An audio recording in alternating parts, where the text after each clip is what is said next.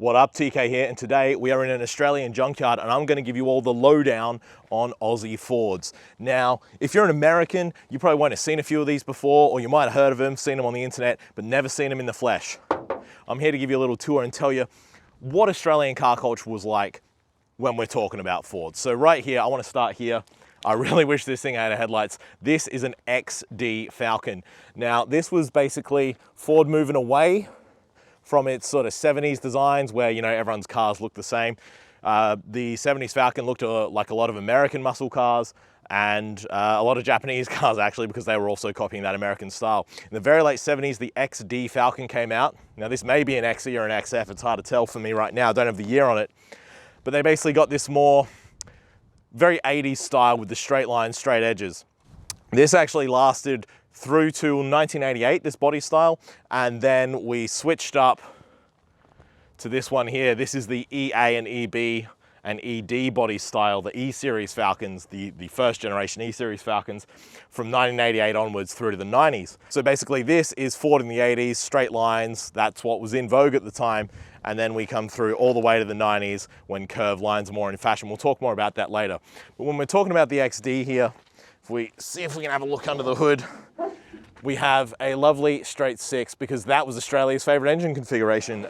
These came with, if you have a look, they came with carby straight sixes, 3.3 litres, 4.1 litres were the most typical engine configurations. I believe there were a few V8s, but in Australia, V8s weren't common in your family cars. You could get them at times in our big sedans, but you couldn't get them all the time, and they certainly weren't common. We'll talk more about that later. The Falcon really was the Australian family car, along with the Kingswood and the Commodore from Holden. We loved sedans. This was an era when hatchbacks were still pretty new, fresh on the market. We're all about our big four-door sedans, and of course, our big wagons. Now this here behind me, this is a BA wagon. Now, if you're an American, you probably know the BA Falcon and the BF and FG for one reason, and that is the mighty Barra. We can see one here, and we can actually see what's special about the Barra, because the valve cover is off and we can see the dual overhead cams. Now, there were a few dual overhead cam straight sixes in earlier Falcons, but the Barra was the one that made it standard across the range. These things had a pretty prodigious power output. I think about 240 HP as standard in your base model Falcons. And that was always the great thing about the Falcons.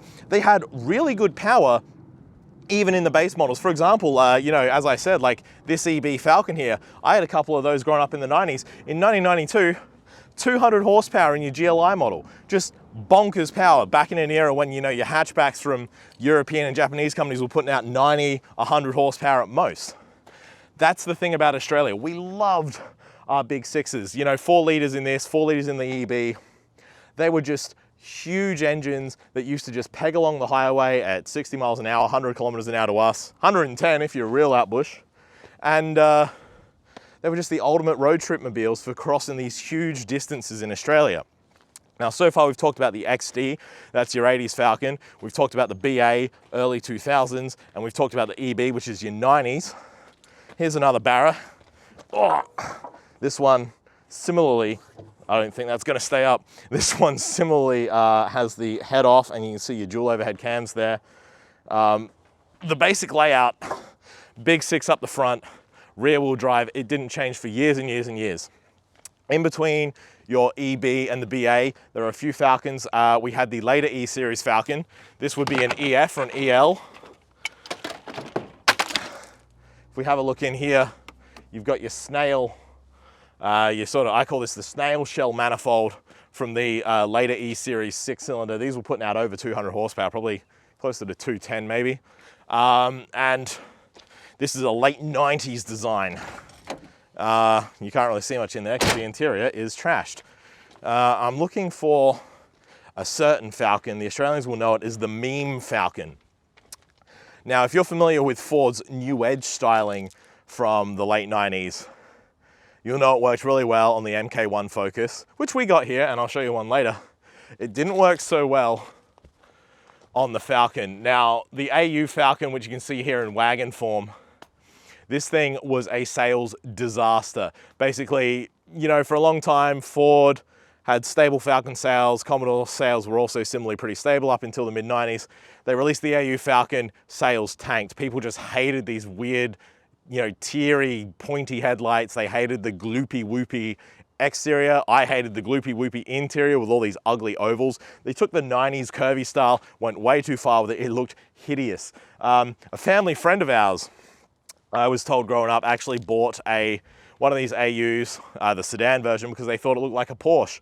We don't really see them anymore, but I'm not sure if that's why, but probably shouldn't be talking out of school. Anyway, regardless, these had the AU here.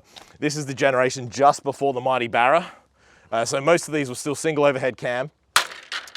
Most of these AU Falcons were still, right up until the late 90s, even 2000, they were still solid axle rears. The wagons actually had leaf springs for better load handling.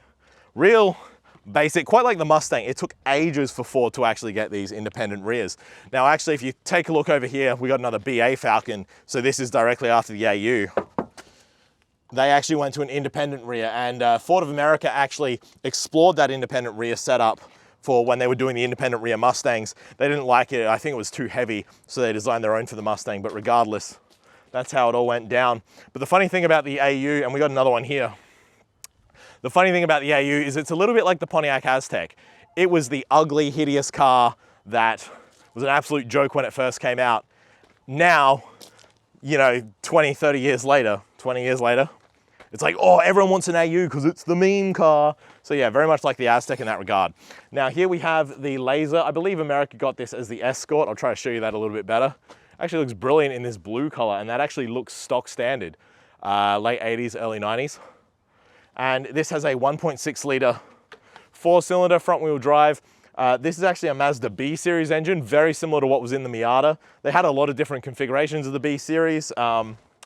This is obviously a front wheel drive configuration, different oil pickup setup and so on to make it work in front wheel drive. But yeah, really solid 4-cylinder engines that do hundreds of thousands of kilometers, no problem. Sorry, I'm actually in love with this color. I had a Mazda 121, similar to the American Festiva, in a very similar color to this, and I've never actually got the color code. So I might actually have to look for that later. This is a 91 model, really cool hatch, tons of storage. These are great cars. They always look like crap, even new, but they were really reliable transportation. They did a great job for so many people. Not too many of these doing, you know, more than maybe 250, 300,000 kilometers, whereas, you know, your Falcons would regularly do 700,000 kilometers, you know, 300, 400,000 miles in taxi service. We got another E series here. This looks like another EF or EL. EEC5 refers to the generation of fuel injection on that model, multi-point in that era. We got another later Laser. I'm not sure if that's still a B series engine. It's obviously Ford badge, but I think that is still a Mazda B series. That's another 1.6 double overhead cam, really? Yeah, I reckon that may be another Mazda B series, not 100% on that. Here again, another AU with the Intec 6 immediately before the Barra. We got another BA Falcon here. I want to show you the interior of one of these if I can. Now this is something special. You see that? That's the green top Barra. Now this is factory designed to run on LPG, and I'm going to put this down, try and do it without hurting myself, because that is attached to nothing. Now you see here LPG, LPG, LPG. This sticker's put on by the wrecking yard. You weren't forced to drive around with that all the time, although you would normally have a little sticker on your license plate. Anyway, LPG, what is it? Liquefied petroleum gas. Now, liquefied petroleum gas is exactly what it sounds like. It's basically something that comes out of the refinery as a gas. It's flammable. You can burn it in a combustion engine. In the late 80s, early 90s, even into the 70s, you could get conversion kits where they would put a giant tank of, well, again, I say gas, but when you pump it into the tank under pressure, you'd have a giant tank in your boot that was actually full of the liquid, and then it would go through the system, vaporize into the intake somewhere, and burn in the engine instead of gasoline. Why was this popular? Why were people spending thousands of dollars to convert their cars to run LPG? Quite simply, it was cheaper, roughly 50, 60% cheaper than petrol, and would get similar, if not quite as good mileage. by the early 2000s, Ford, and I think Holden as well, actually started making factory LPG models. In the case of the BA Falcon, you had the green top barra, so-called for its green valve cover, designating it as the LPG model. And it's actually prized to this day for big power turbo builds because it came with thicker rods from the factory, allowing it to make more power on stock internals. Now, I did want to show you the interior of the BA. This one is pulled to bits, so I won't show you too much of it. But what you can see, the plastics, the design, the steering wheel buttons, even the dashboard, I'm not sure if you can see the cluster, was a big step up for Australian cars. The AU in the late 90s had this horrible curvy plastic design that felt very cheap. The BA really stepped us into the 21st century and actually massively saw, what the hell is that? Massively saw Falcon sales increase after the disastrous AU, because it was just a nicer car. It looked like a normal car. It didn't look like this weird melted egg thing.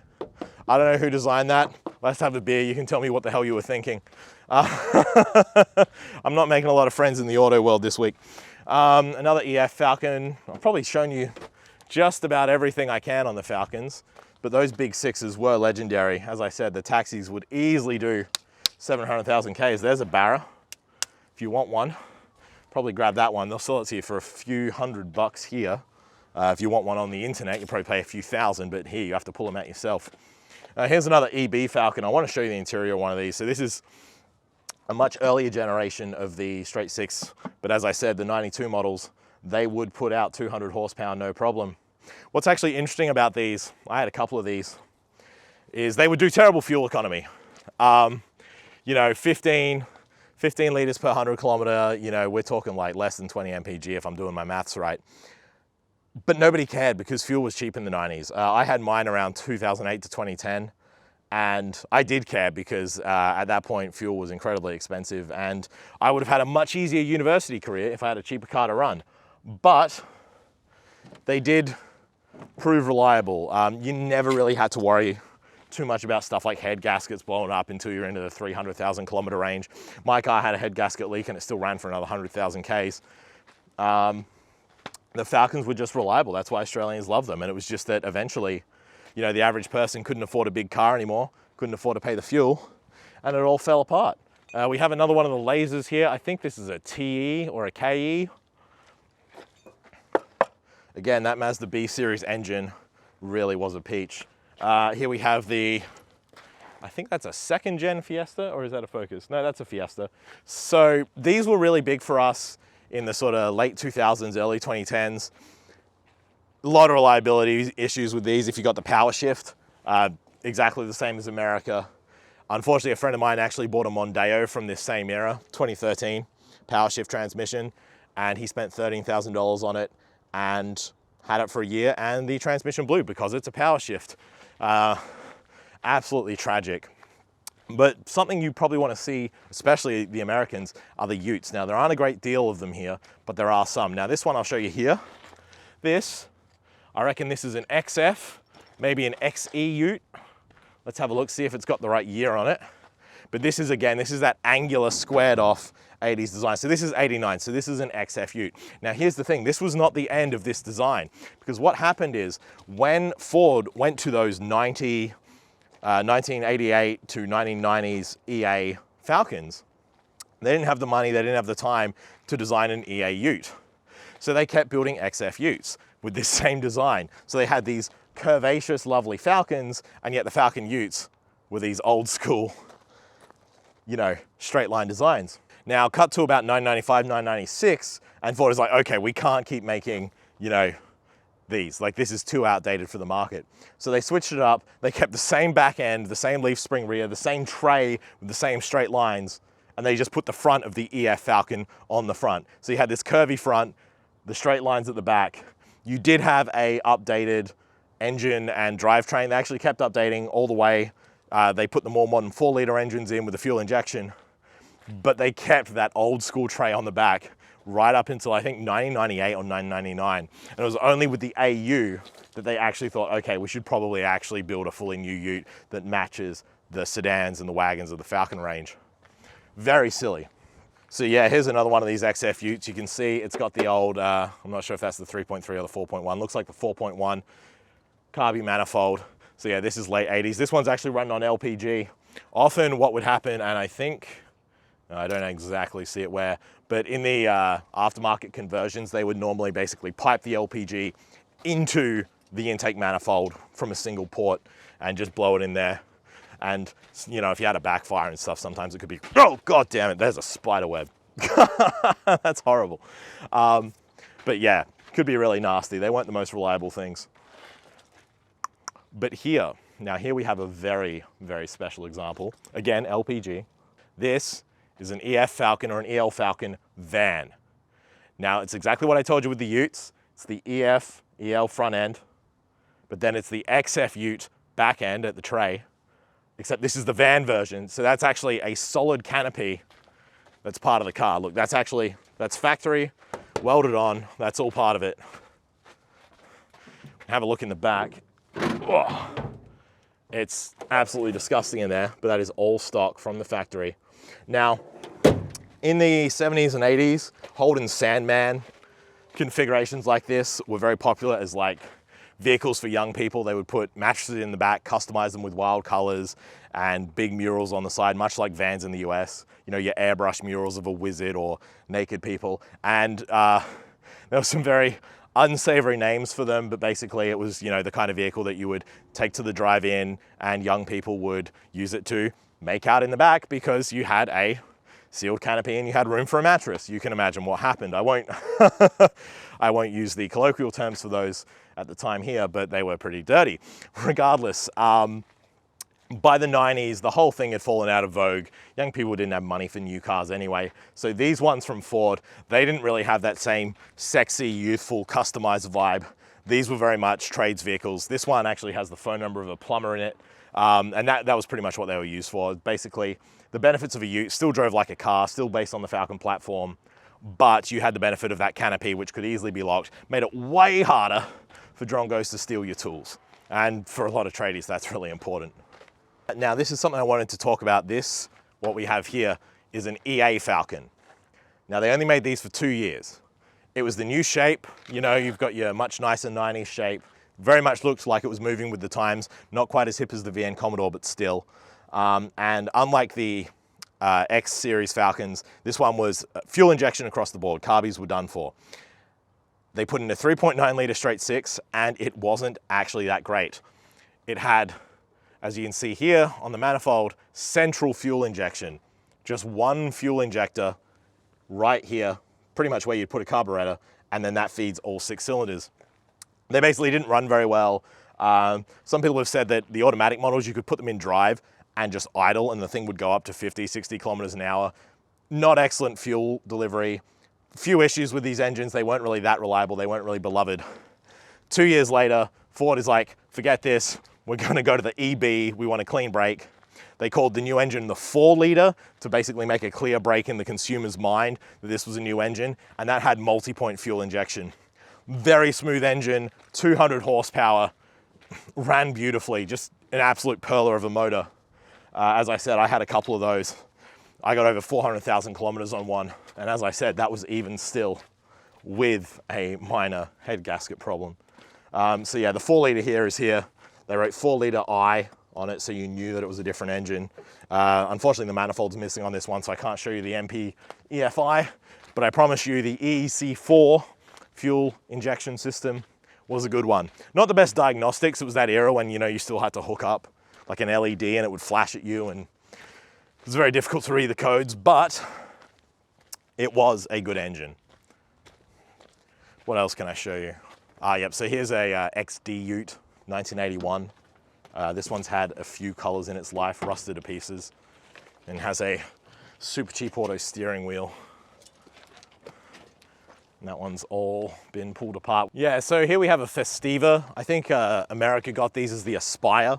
They weren't really a car to aspire to for Americans. They weren't really a car to aspire to for us. My mum actually hit one of these with our R31 Nissan Skyline. Totaled the Skyline, which meant I never got to drive it, so thanks for that, Mum. Still bitter all these years later, but what are you gonna do? What else we got? Ah, here we actually have a AU Ute. See, in this case, the fiberglass canopy is not stock. See if we can show you the interior. No, not really. Some of these actually had column shift, but the vast majority of Australian cars stuck with a floor shifter for the T-bar auto. We didn't really like column shifts that much. There were a few EA Falcons. I think that was the last generation where you could actually get a bench seat and a column shift. The column shift itself stuck around a bit longer, but they were absolute oddities. The vast majority of Australians were going for bucket seats, T-bar auto, much more common configuration here by that era in the early 90s. You can see here, as I was saying, the AU Falcon. Yeah, it's got the solid axle rear suspension right up until, this is a 2001 model. Yeah, it was only the BA that came a year or two after this, maybe even 2 years after this, that actually had independent rear across the board. Here we go, here's a BA Falcon from 2004, first generation. You can see you've actually got independent rear there. Holden actually went independent rear suspension on the Commodore much sooner. I'll talk about that in another video when we talk about Holdens. But yeah, Ford really just stuck it out with the solid axles, and nobody really cared. Like, they were just big family buses for getting the kids to school and back with lots of room, terrible fuel economy. But again, in the 90s, nobody cared. Nobody cared. They actually really did start moving these cars with the times, the BA, and then the later BF and FG, which you won't see in this yard. But it was too little too late. Australians weren't interested in big cars anymore. People just couldn't afford them. And by afford them, I don't, like these were never expensive to buy new, but they were expensive to run. And the small car took over, the SUV took over, and the sedans all went away, as did our local manufacturing, Actually, I'm not required to shed a tear, but you know, it's considered polite. Here we have the 80s Festiva. We also got these in a 3-door configuration as the Mazda 121. They were actually brilliant little cars, especially the 3 doors. Again, the Mazda B series engine up front, just like the Mazda 323 and the Ford Laser. Just absolute little pearlers. You get a few 100,000 kilometers out of them. If you drop these on lower springs, they handle like a go-kart. Not fast in any way, shape or form, but good cars. Now I'm gonna try and find somewhere to sit. Oh, this one looks good. Wow, look at this thing. This one looks almost untouched. Nice little Laser. Let's see if we can sit in it. No, it's full of crap. Oh God, that's so heavy. Look at the boot space in these. You can actually get 7-seater variants of these wagons, often with the, you actually get 7-seat variants of the Holden Commodore, which was a similar size. I'm not sure if they ever did a 7-seater Falcon, but you can see there's easily enough room in there. I'm gonna let that go. Oh God. Oh, that was bad. These just used to be your standard Australian family car. Everyone had them. And now they're all gone. So you might have noticed there was one thing we didn't really see today, or a couple things, but I'll start with the main thing. Now, you know Australians love V8s. We love our V8s. We're big V8 heads, right? How many V8s did you see today? None. I've been here twice this week. No V8s. You see in Australia, you know in America, there were low-end V8s. There were V8s in even base models in some cases. V8s in trucks, you know, lower states of tune, but more torque or different setups.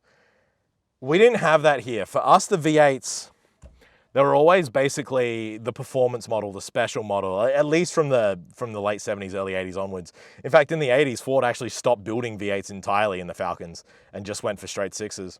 It was just all 6s. The vast majority of families weren't gonna spend the extra money for a V8. They weren't gonna spend the extra money on fuel. They didn't need it. You know, the 6s, I mean, when your base model in 1992 is 200 horsepower, does your family man, your family woman, do they really need an extra 30, 40 HP from the V8 with the fuel use that goes with it? Nah, you could get V8s in some of the mid-range models and up, and then all the way, obviously, to the Halo cars of the Falcon and Commodore ranges. But for most people, it just wasn't worth it. And so what that means is the V8s are rare, and that means today they're too good to be in a junkyard like this. This junkyard, you know, they'll give you a few $100 for a car, they'll dump it here, and people will come and pull parts off it. If you've got a V8, you're better off just parking it in your front yard and selling it for parts on Facebook Marketplace or something like that, or you sell the car as a whole. They're just worth enough that they're never going to end up in a junkyard like this. Maybe 10 years ago, they were worth a little bit less. I've seen maybe 2 in all my years of coming to junkyards. I've only seen 2 V8s. because they're just too rare. They don't end up in junkyards like this. They're too valuable. So yeah, that's basically how it goes. For us, the V8 was always too special to end up here. And as I say, as much as we love our V8s, we didn't actually buy that many of them. They were always the special performance cars that we all talked about loving and never actually stumped up the cash for. So that's why you won't see the V8s here. This junkyard is very much about the cheapest, lowest, crappiest stuff, which is why it's all low-end Falcons and hatchbacks and economy cars. Now, you will find some V8s, maybe if you go to, you know, like farmers who have a big collection of old cars, especially going back to the 70s when the V8s were more common. You will see them in specialty dealerships, specialty wrecking yards for muscle cars and older stuff. But yeah, the vast majority of wreckers, especially these low-end junkyards, it's just your straight sixes and obviously your 4-cylinders in the hatchbacks. That's how it goes. In any case, I hope that's been a bit of an education for you on Australian car culture. How we used to love sedans and our big sixes and how we just let them all get away. We'll do this again sometime. We'll look at some Holdens. Till next time, TK out.